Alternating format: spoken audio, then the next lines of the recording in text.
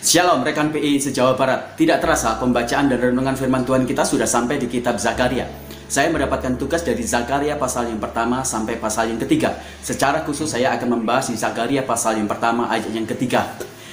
Sebab itu katakanlah kepada mereka, beginilah firman Tuhan semesta alam, kembalilah kepadaku, demikianlah firman Tuhan semesta alam, aku pun kembali kepadamu, demikianlah firman Tuhan semesta alam. Hari ini secara khusus saya akan membahas tentang kembali kepada Tuhan.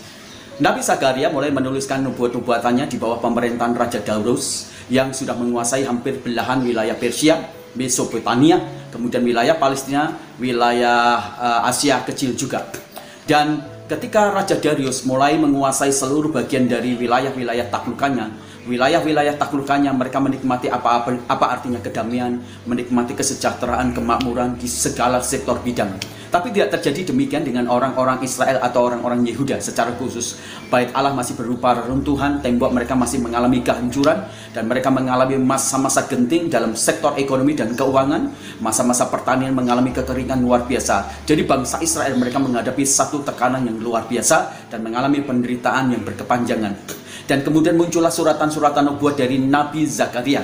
Dan Nabi Zakaria memberikan sebuah janji, memberitahukan sebuah janji yang datang dari Tuhan, bahwa Tuhan akan memulihkan bangsa Israel. Maka jangan heran kemudian Nabi Zakaria dikenal sebagai Nabi pengharapan bagi bangsa Israel. Dan pesan yang paling penting yang dikatakan oleh Nabi Zakaria kepada orang-orang Israel Yehuda adalah kembalilah kepada Tuhan. Kembali kepada Tuhan itu menjadi satu penentu yang akhirnya yang akan memposisikan semua manusia, semua kerajaan, semua bangsa-bangsa, bahkan kita, bahkan gereja atau pelayanan kita semuanya, apakah di wilayah posisi-posisi yang akan menggembirakan, yang membawa kita kepada terobosan-terobosan kemajuan atau pada penurunan. Semua ditentukan dari kembalinya kita kepada Tuhan. Mengapa ketika kita berbicara tentang kembali kepada Tuhan itu menjadi sesuatu yang sangat penting? Yang pertama, Bapak Ibu yang kekasih dalam Tuhan, waktu kita kembali kepada Tuhan, maka kita sedang memastikan bahwa hidup kita semuanya dipimpin, dituntun, dibimbing oleh kebenaran firman Tuhan.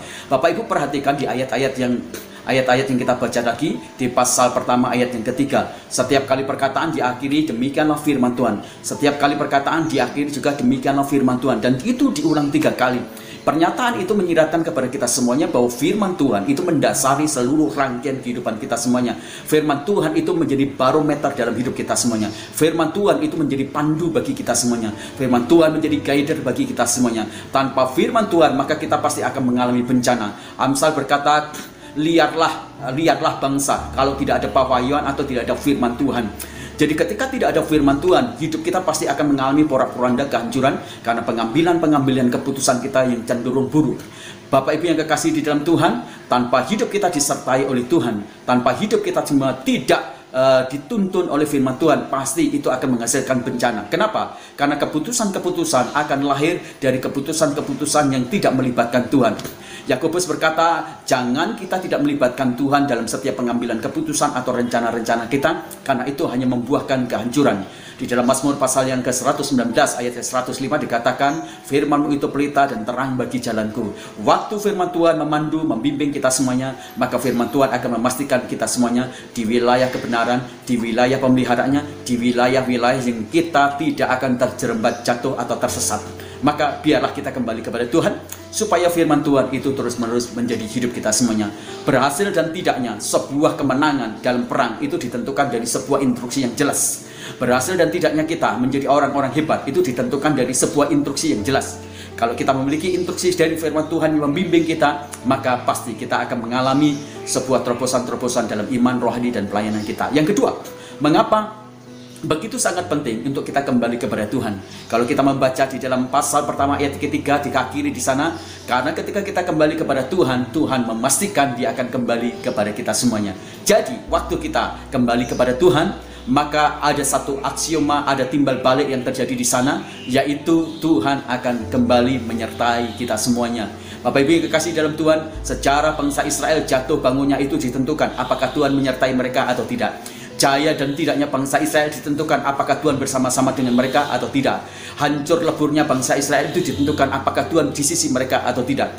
Dan Bapak Ibu yang kekasih dalam Tuhan, berkat dan kutuk itu ditentukan apakah Tuhan itu kembali menyertai mereka atau tidak. Jadi ketika kita tahu bahwa Tuhan menyertai kita atau tidak, maka itu menentukan satu hal yang sangat penting dalam hidup kita semuanya, kutuk atau berkat, kejayaan atau penurunan dalam hidup kita semuanya. Musa memahami betul apa artinya penting Tuhan itu betul-betul menyertai kehidupan bangsa Israel dan kehidupan dia. Pada waktu Tuhan berkata kepada Musa karena kejahatan dan pemberontakan bangsa Israel, Tuhan berkata, Musa, aku tidak akan lagi menyertai bangsa Israel. Aku akan mengutus malaikatku. Maka dari situ Musa mulai berteriak dan menolak sangat keras. Jikalau Tuhan engkau tidak menyertai, engkau tidak terlibat, engkau tidak bersama-sama dengan bangsa Israel, dan engkau tidak kembali kepada bangsa Israel, dan engkau meninggalkan bangsa Israel, maka aku tidak akan pernah mau menjadi pemimpin bangsa Israel. Musa tahu konsekuensi yang sangat buruk, konsekuensi yang sangat negatif, konsekuensi yang begitu membahayakan ketika bangsa Israel tidak disertai oleh Tuhan. Itu sebabnya Musa berteriak dengan lantang, Tuhan sertai aku, jangan sampai tidak aku disertai. Bapak Ibu, Raja Saul ketika dia dipanggil oleh Tuhan menjadi raja, maka urapan Allah terjadi. Tapi pada waktu dia mulai memberontak terhadap Tuhan, urapan Allah tidak menyertai, Tuhan tidak bersama-sama dengan dia, dan Tuhan tidak kembali lagi dalam kehidupan dia. Apa yang terjadi? Mulai dari situlah Raja Saul mengalami penurunan yang sangat hebat dalam segala aspek hidupnya.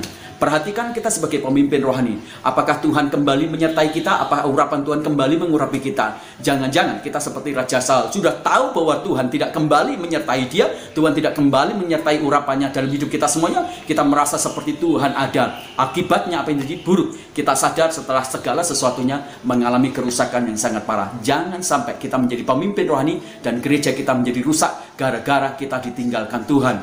Dan jadilah orang-orang yang kembali kepada Tuhan, supaya kita memastikan bahwa Tuhan itu kembali dalam hidup kita. Dan yang terakhir, mengapa kembali kepada Tuhan menjadi sesuatu yang sangat penting? Karena murka Tuhan tidak akan ditimpakan kepada kita semuanya. Di ayat yang kedua dikatakan di sana bahwa Tuhan sangat murka kepada nenek moyang bangsa Israel. Tuhan murka, betul, Tuhan murka. Di balik kasih sayangnya begitu sangat tidak terbatas, ternyata Tuhan bisa marah, Tuhan bisa murka. Ketika nenek moyang orang Israel, mereka cenderung memberontak, melawan, melanggar dan melakukan kejahatan-kejahatan, maka Tuhan murka kepada bangsa Israel. Dan ketika Tuhan murka, apa yang terjadi? Maka disitulah kemudian lahir keburukan-keburukan, pelanggaran-pelanggaran terhadap hukum-hukum Tuhan. Selalu ada konsekuensi hukuman dan murka Tuhan di sana. Dan pada waktu Tuhan murka, maka Tuhan mengirimkan para musuh-musuh bangsa Israel mendatangi bangsa Israel untuk menghukum, menghajar bangsa Israel. Dan waktu bangsa Israel dihajar, dihukum, di sana ada satu babak belur yang luar biasa. Di dalam Bilangan pasal yang 32 ayat 15, Tuhan katakan, karena kamu telah berpaling dan meninggalkan aku, maka kemusnahan akan tiba di dalam hidupmu. Tapi ingat Bapak Ibu yang kasih dalam Tuhan, waktu kita mulai betul-betul kembali lagi kepada Tuhan, kita memastikan bahwa Tuhan murkanya akan dilalukan dalam hidup kita semuanya. Di dalam 2 Tawarikh pasal yang ke-7 ayat 14 di sana dikatakan, dan umatku yang atasnya namaku disebut merendahkan diri dan berdoa dan mencari wajahku, lalu berbalik dari jalan-jalannya yang jahat, maka aku akan mendengar dari surga dan mengampuni dosa mereka serta memulihkan negeri mereka. Nah, Bapak Ibu yang kekasih dalam Tuhan, mari kita kembali kepada Tuhan supaya murkanya tidak tiba di dalam hidup kita semuanya, supaya pemulihan yang besar-besaran terjadi dalam hidup kita semuanya. Salam kemajuan, salam terobosan, salam urapan Tuhan yang tanpa batas dalam pelayanan dan gereja kita semuanya. Tuhan memberkati kita. Haleluya. Amin.